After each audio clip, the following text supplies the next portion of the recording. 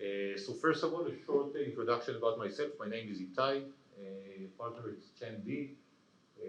I'll talk about 10D in a second and give you a bit of a background and tell you about what we do. But in terms of my background, military service as a combat officer for almost 6 years in the IDF, artillery forces. My education, I'm a lawyer and accountant from the Hebrew University, worked for the Israeli government as a financial regulator for 5 years. Before moving to Chicago, got my MBA at the Kellogg School of Management, joined the Boston Consulting Group after a couple of years with private equity in Chicago. From BCG, I relocated back to Tel Aviv when they opened their first office in Tel Aviv, first and only office in Tel Aviv. And as soon as I got to Israel, and this is exactly what we're going to be talking about today, I realized that consulting and traditional industries and everything that I was doing as a financial regulator working with public companies is not really interesting. It wasn't what I felt was the right thing for me to do, especially moving back to Israel in Tel Aviv, and I set my target to be part of the tech industry. That was 12, 13 years ago. I actually got the opportunity to lead a small startup out of Tel Aviv for a couple of years. Did that very successfully, and then decided to join a local venture capital fund called 83 North. It's actually a European fund, was in the past was Scaleup Partners, and about 4 years ago I joined my partners to form what we now call 10D. So that's just a brief background. Got 3 kids. I live in Tel Aviv, right around the corner here. So that's it. So a snapshot of the high-tech industry in Israel, and you can stop me at any stage, ask questions. Feel free to to be part of this. We have over 10,000 startups, over 2,500 investors, and by that I mean angels, VCs, corporate VCs, institutional investors, and now we can even list more non-traditional investors. Over 450 multinational corporations with headquarters or local presence in Israel, about 100 public companies from the tech industry that IPO'd over the last 10, 15 years. We'll talk about that in a second. And over 100 unicorns, that is privately owned companies with over $1 billion valuation. So that's kind of a snapshot. Is that surprising to anyone? No. Okay. It's a good segue. So Israel at a glance, almost 10 million people live in Israel. Our GDP per capita is $52,000. Inflation rate of more than 5%. Full OECD membership since 2010. So I just mentioned unicorns, over 100 unicorns. Now this is the snapshot that I love showing. Look at 2013. We had 2 unicorns created in Israel in 2013.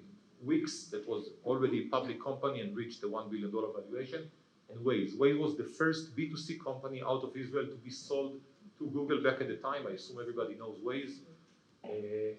For $1.2 billion, and you can see the accelerated pace that was actually, we believe, started with Waze and Wix in 2013, where the Israeli entrepreneurs, industry, and the global attention realized that Israelis can actually start companies and build them to scale. You can see that by 2019, we had 12 unicorns created. By the way, you can see that the ones that have the small square around them are 10D or 10D related companies. So this is 2013 through 2019. What happened after that is what we call the Israeli premium. These are companies created in Israel, huge companies, large companies, real business models, and they were always kind of discounted because Israel is far away, because we need to relocate teams, because the Israeli entrepreneur doesn't understand the product needs in the US or the target market. Now, the accelerated pace created the reality that since 2020, we have 19, then 48. I know, it was kind of a bubbly year, but even in 2022, that was already after the bubble, we have over 20 unicorns created. We call that the Israeli premium. That's the stage where global players, investors, corporations, M&A players, private equities, institutional players realize that there is something around Israel that requires more attention, and that's where the premium gets. I think that one of the biggest reasons for that is 2 reasons. One, you see the accelerated pace. That got someone's attention. The other reason is 2020 was the first COVID year, right? When COVID started, and that is when we also, as investors, realized that we don't have to relocate teams. We can do everything remotely. The Israeli teams around here could deliver anything and feel close to the target markets because the entire world became kind of remote. There was no need to travel to show local presence. So that's kind of a snapshot. Now, this is more exciting in my mind because unlike 10, 15 years ago, the Israeli tech industry is playing in almost every domain and vertical. Cybersecurity, enterprise software, and internet and mobile were always big for the Israeli entrepreneurs. But we're now also big in semiconductors. Digital health is booming in Israel right now. Fintech companies, storage and insurtech. We're pretty big in mobile. Some of the biggest gaming companies are actually headquarters in Israel, Playtika and Unactive. Automotive, we have huge players. It started with Waze as a segue to the car industry, but Innoviz, Autonomo, Valent, these are huge companies provide tier 2 or tier 1 to car manufacturers. So we're not only creating big companies, we're also doing it playing on the entire court, the way we phrase it, playing in every domain and vertical. Now, what we keep asking ourselves is whether this is going to, the pace is going to be with us moving forward, and we think this is a good proxy. These are mega rounds. That is over $100 million funding rounds in private companies. You can see that obviously 2021 was huge, almost 80. 2022 we have 43. In 2023 we are at a pace to reach 45, 50. Only quarter one, but we are still seeing it. This is a great proxy to what we believe is a kind of a proof that the pace of unicorns and large company creation is going to remain. Now, we have to admit that over the last year, we have huge players that were significant in the Israeli market started shifting away. You know most of these names. Tiger and Insight were the most active investors in the tech industry, especially in early stage in the last 2.5 years. Over the last 6-8 months, they've done almost no investment in Israel. You probably know some of the other names. These are players that were very active in 21, 22, and before, and kind of drifted away. However, the attention is still here, and we see a lot of new players coming in. New crossover in private equities that have started investing in Israel. We have a lot of them that already opened an office or are in the process of opening offices in Israel. We have 4 or 5 different early stage American funds starting on-ground operation in Israel in the last 6 months. Hedge funds have started looking into Israel. Corporate VCs and corporate investors and M&A departments started putting more efforts looking into Israeli companies. And other investment firms and obviously sovereign wealth funds. Leading that segment is obviously the peace agreements, the Abraham Accord with the UAE. So this is actually, usually I get this question before I get to the slide. Someone asked me, okay, but unicorn status is actually kind of a bubble, right? I mean, it doesn't mean that you really have a big company. It means that someone was willing to put money and fund the company under the assumption that it's worth more than $1 billion. Now, Bessemer Venture Partners has minted the term centaurs. Centaurs are unicorns that have over $100 million in annual recurring revenues. Meaning, it's not only about the valuation, it's also about business model and their ability to bring real value to their customers. Now, in terms of centaurs, real unicorns, Israel holds 17% of the global unicorns created over the last 10, 15 years. Keep that in mind. This is an overview, 23 years of venture funding globally. If you look at this, the small kind of, this column, Israel, you can see that it started from 3% of the global venture funding flowing into Israel in 2000, and increased to about 4% and remains constant until nowadays. 2022 still 4.1%, 2023 is going to be about 4.2%. Now look at the rest of the world. China, Europe, India, the US, shrinking, expanding, changing over the last 24 years. Israel, constant at 4%. Now you look at the unicorns created by region, and you can see that on average, we produce between 8 and 12% of the global unicorns annually. Again, 4% of the venture funding, 10% of global unicorns creation.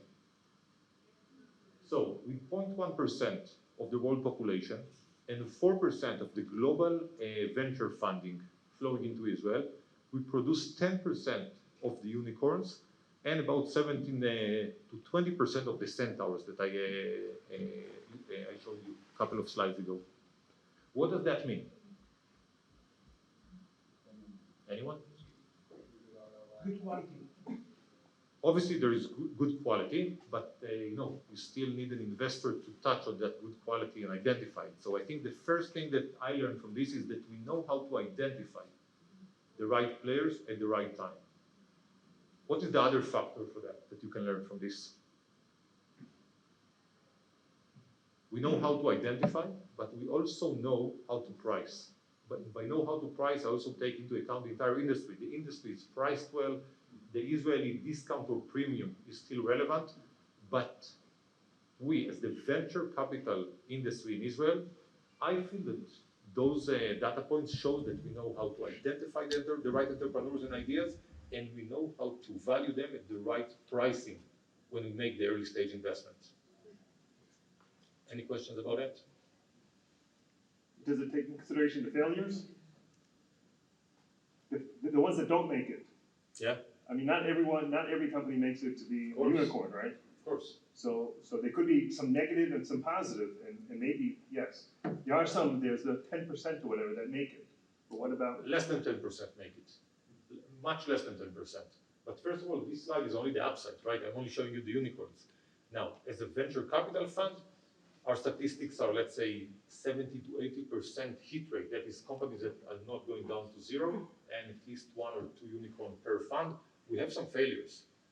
But still, when you look at the probability, statistics, the number of companies and the amount of money flowing in, if I was an investor, and I have a couple of LPs in my fund, that's my pitch always. If you throw a coin and bet on a geography, I would bet on Israel before I would bet on the Valley. Now, the Valley is huge, but access is harder.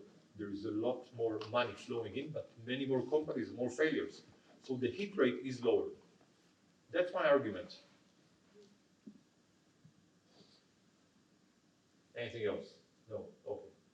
Let me jump on this. So what makes Israel so special? The first thing is the talent density. We have great universities. 3 of our universities are in the top 100 globally. We have the Army service, which I believe is a big factor in the Israeli entrepreneur innovative skills and the way he navigates the world, the naivety. The Army provides us with a lot of technology-based entrepreneurs.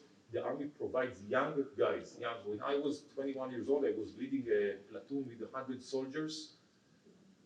Just saying it right now feels to me wrong, right? But the Army provides you with a lot of accountability and a lot of tools and skills to manage uncertainty. And I think that if you had to make the analogy to the tech industry entrepreneurial, you can understand why the two match together. These are the universities that I mentioned. This is a very interesting data point. We see that out of the top 20 universities to produce entrepreneurs, we have 2 universities that are non-American. All of them are American, US-based universities. Other than 2, Tel Aviv University and the Technion in Haifa, to produce entrepreneurs out of the undergrad, by the way. No other university, nothing from Europe, nothing from Asia. This is the kind of talking about the Army service, what I mentioned, providing young guys with the tools, the skills, and the mandate to make huge decisions and make a dent in what they're doing. So you take naive guys, you give them a goal, and the Army is the first place where they actually get, they get the budget or whatever they need to make it happen. Multinationals, I mentioned it, around 450. Now this is interesting, I'm sure you heard that before, 450 global corporates with a kind of an R&D or presence in Israel.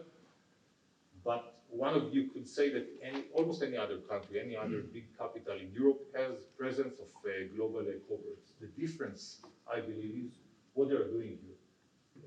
Sorry. Most of those companies, they actually produce here their core products. Google is actually developing their NLP. They're doing it in the entire AI lab in Israel. Amazon, the entire Alexa team is sitting here. Microsoft is the entire cyber center for Microsoft globally is in Israel. Intel is producing here the most advanced chips and semiconductors. So it's not just having presence, it's what they're doing with that presence in Israel. That's the DNA. This is exactly what I was talking about. Look at Apple doing the face recognition was started in Israel by a startup company, started by few guys out of one of the technological units in the IDF.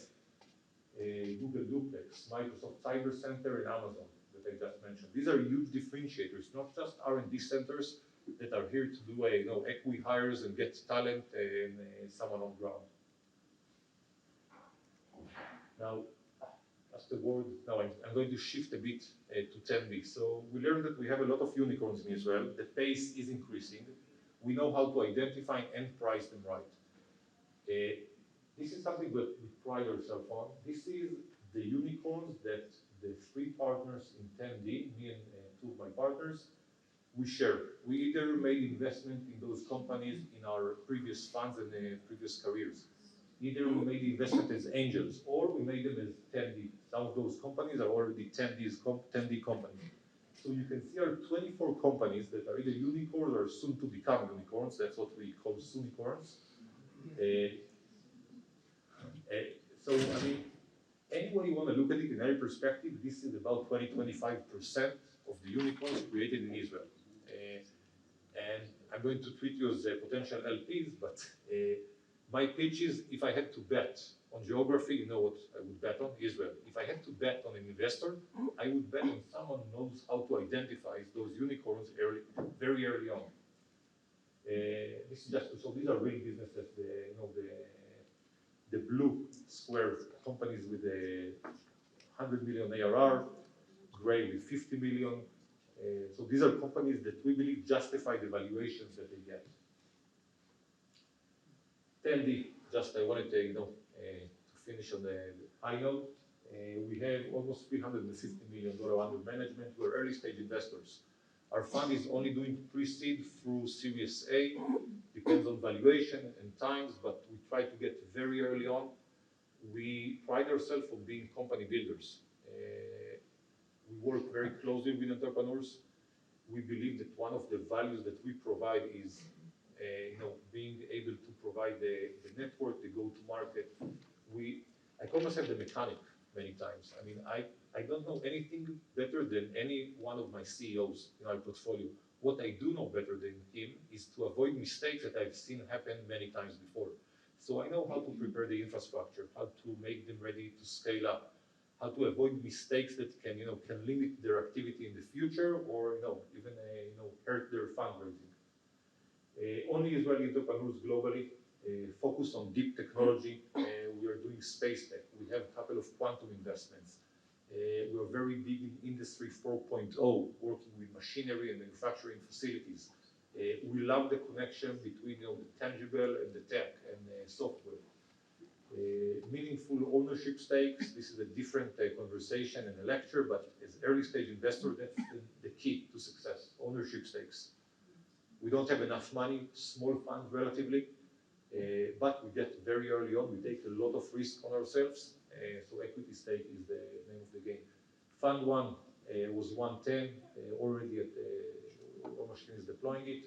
We're right now investing from a brand new fund of $185 million and another $60 million opportunity fund that is basically here to support our portfolio companies, the successful portfolio companies. Digital health is one of our key investment verticals.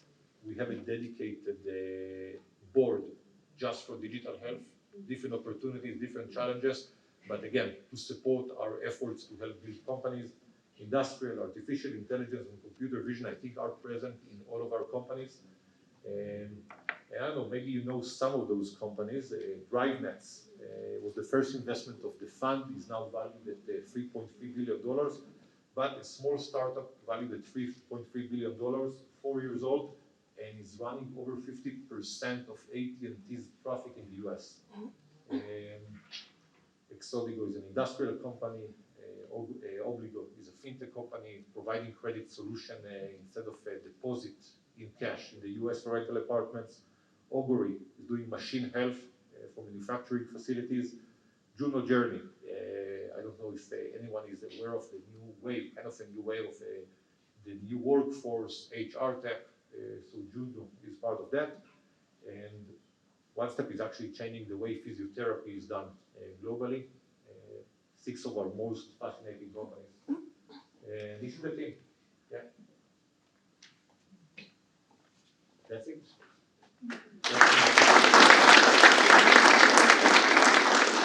Yeah, questions?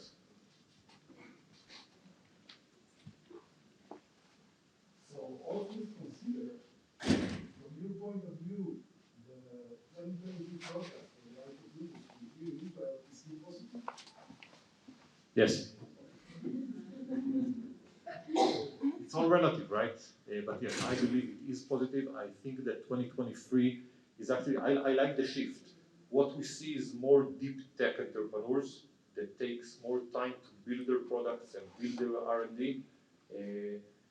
In a way, the industry and the market situation allows entrepreneurs to do that.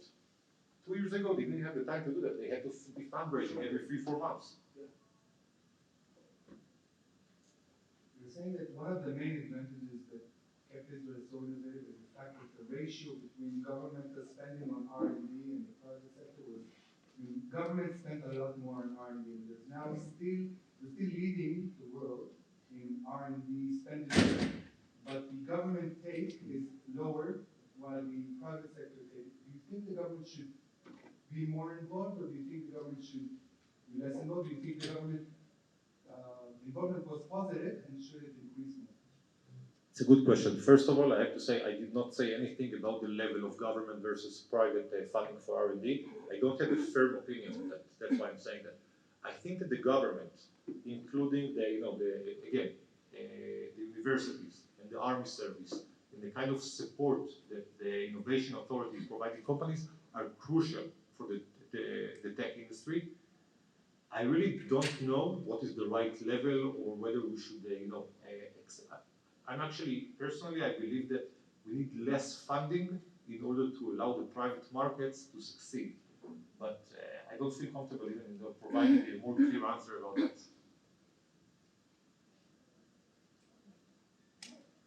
Thank you very much, everybody.